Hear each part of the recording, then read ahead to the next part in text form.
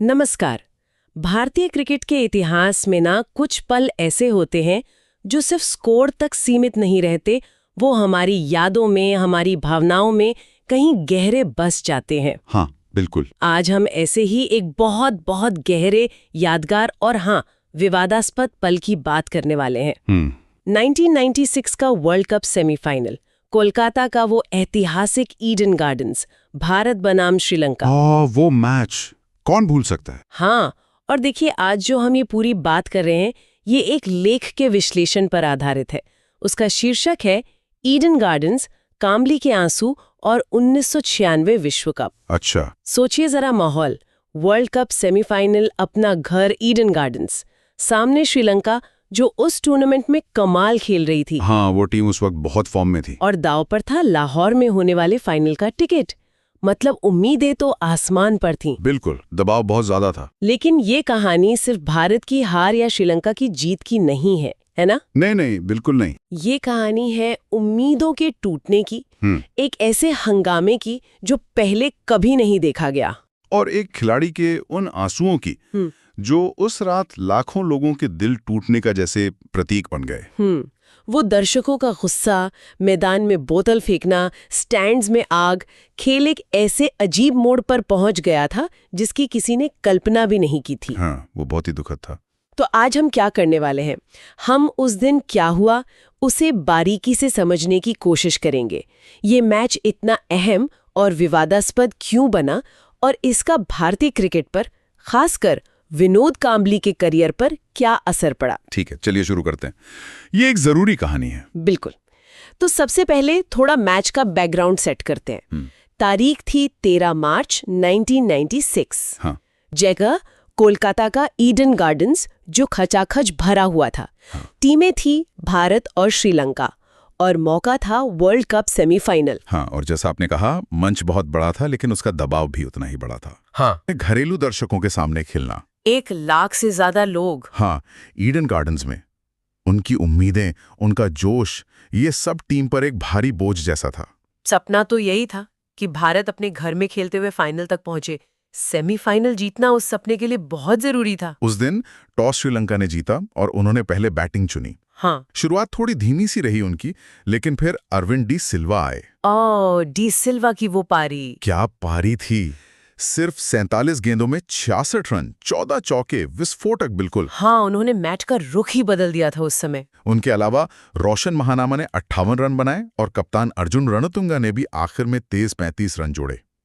तो श्रीलंका ने 50 ओवर में 8 विकेट पर 251 रन बनाए। देखिए, 251 रन 1996 के हिसाब से एक बहुत मजबूत स्कोर था, इसमें कोई शक नहीं। हाँ, उस जमाने में ये बड़ा टोटल माना जाता था। बिल्कुल। लेकिन ईडन गार्डन्स की पिच वो आमतौर पर बैटिंग के लिए अच्छी होती थी, खासकर शुरू में। तो ऐसा नहीं था कि ये लक्ष्य हासिल नहीं हो सकता था। मुश्किल था पर नामुमकिन नहीं। हाँ, चुनौतीपूर्ण तो था। इसने भारत के रन चेस के लिए एक बहुत ही दिलचस्प और तनाव वाली स्थिति बना दी थी। सवाल यही था कि क्या भारत का वो मजबूत बैटिंग लाइनअप ये प्रेशर झेल पाएगा। खासकर रात में ओस का भी शायद थोड़ा असर हो सकता था। भारत का जवाब, शुरुआत में तो सब ठीक लग रहा था। सचिन तेंदुलकर जो उस पूरे टूर्नामेंट में मतलब कमाल की फॉर्म में थे। हाँ, वो तो अलग ही जोन में थे उस वर्ल्ड कप में। उन्होंने सिद्धू के साथ ओपनिंग की। सिद्धू जल्दी आउट हो गए, लेकिन फिर सचिन ने संजय मांजरेकर के साथ पारी संभाली। भारत का स्कोर 1 विकेट पर 98 रन था। सचिन 65 पर खेल रहे थे। वो जिस तरह खेल रहे थे ना, लग रहा था भारत आराम से जीत जाएगा। हाँ, उस वक्त तो ऐसा ही लग रहा था, बिल्कुल कंट्रोल में थे। लेकिन और यहीं से सब कुछ बदल गया। 98 रन पर सचिन तेंदुलकर स्टंप आउट हो गए, सनत जयसूर्या की गेंद पर। हाँ, वो विकेट टर्निंग पॉइंट था। और उनके आउट होते ही पता नहीं क्या हुआ, जैसे भारतीय पारी बिखर गई। विकेट्स ऐसे गिरने लगे कि यकीन करना मुश्किल हो गया। बिल्कुल। स्कोर 91 से 128 हो गया। सिर्फ 22 रन के अंदर 7 विकेट। हाँ, ये मतलब किसी बुरे सपने जैसा था। सिर्फ साइकोलॉजिकल नहीं था, मतलब सिर्फ सचिन की जाने का असर नहीं था। हाँ, वो बहुत बड़ा झटका था। वो टीम की रीढ़ थे। हाँ। उनकी जाने से दबाव तो आया ही होगा बाकी बल्लेबाजों पर। लेकिन अगर हम उस वक्त की रिपोर्ट्स देखें तो ये भी कहा गया कि पिच का मिजाज भी शायद बदल रहा था। अच्छा। गेंद धीमी होकर आ रही थी, स्ट्रोक खेलना मुश्किल हो रहा था। अच्छा। और श्रीलंकाई स्पिनर्स जयसूर्या, मुरलीधरन, धर्मसेना, उन्होंने इसका पूरा फायदा उठाया। उन्होंने बहुत कसी हुई बॉलिंग की। हाँ, उनका मिडिल ओवर में कंट्रोल बहुत अच्छा था। और भारतीय मध्यक्रम जिसमें अजहरुद्दीन जडेजा जैसे खिलाड़ी थे वो टिक ही नहीं पाए, पार्टनरशिप बनी ही नहीं। और ऐसे चेज में पार्टनरशिप सबसे जरूरी होती है। बस एक के बाद एक विकेट गिरते गए। और जैसे जैसे मैदान पर विकेट गिर रहे थे, स्टैंड्स में माहौल बिगड़ने लगा। पहले खामोशी थी, फिर बेचैनी, और फिर वो गुस्सा बन गई।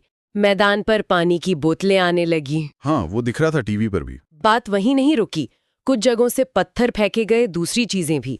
और फिर हालत तब और बिगड़ गई जब कुछ स्टैंड्स में आग लगा दी गई, कागजों में, कुर्सियों में। माहौल बहुत बहुत हिंसक हो गया था। हाँ, वो तस्वीरें बहुत परेशान करने वाली थी। मैच रेफरी क्लाइव लॉयड, जो खुद इतने बड़े खिलाड़ी रहे हैं, उन्होंने अंपायरों के साथ मिलकर भीड़ को शांत करने की बहुत कोशिश की। खिलाड़ियों को बाहर ले गए, लेकिन सब बेकार। इस व्यवहार को अगर समझने की कोशिश करें तो ये सिर्फ हार का गुस्सा नहीं था, ये शायद सालों की उम्मीदों के टूटने का एक तरह का विस्फोट था।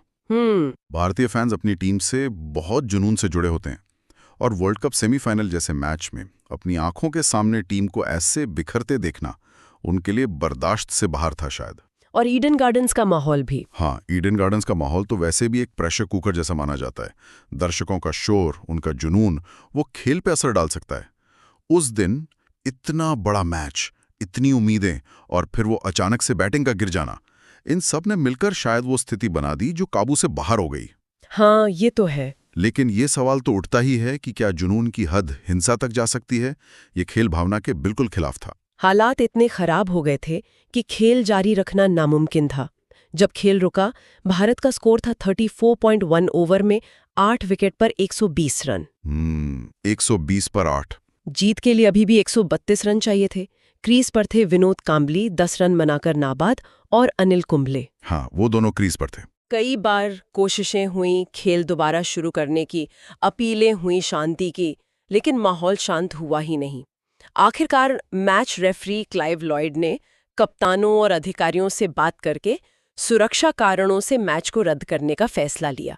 ऐसा पहले कभी नहीं हुआ था। नहीं, बिल्कुल नहीं। और डिफॉल्ट रूप से श्रीलंका को विजेता घोषित कर दिया गया। अगर हम इसे बड़ी तस्वीर में देखें तो ये क्रिकेट इतिहास की एक बहुत ही अनोखी और दुखद घटना थी। हाँ, ये पहला वर्ल्ड कप सेमीफाइनल था जो दर्शकों के हंगामे की वजह से रद्द करना पड़ा।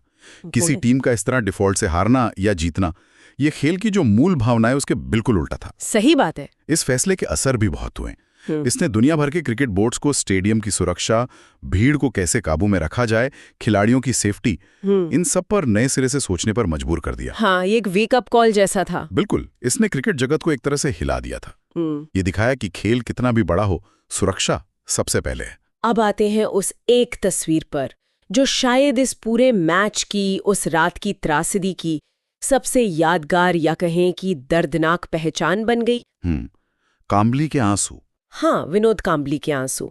जब मैच रद्द करने का फैसला सुनाया गया, कांबली क्रीज पर थे, नाबाद।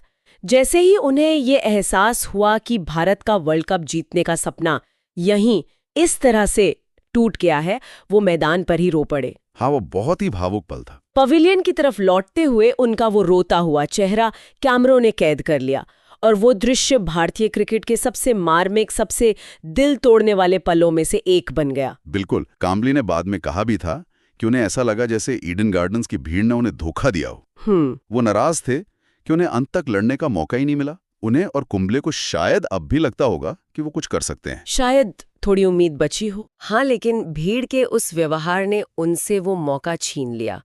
उनका वो चेहरा सिर्फ एक खिलाड़ी की निराशा नहीं थी, वो उस वक्त करोड़ों भारतीय फैंस की भावनाओं का आईना था। बिल्कुल। कांबली की वो प्रतिक्रिया इतनी पावरफुल इसलिए बन गई क्योंकि वो सिर्फ उनकी अपनी हार या निराशा नहीं थी। वो उस पल में लाखों लोगों के टूटे हुए सपनों का, उम्मीदों का, उस गहरे दर्द का प्रतीक बन गई थी। एक इतनी बड़ी घटना के बीच एक खिलाड़ी का अपनी भावनाओं को इस तरह खुलकर दिखाना, ये उस पल की गंभीरता और इमोशनल बोझ को दिखाता है।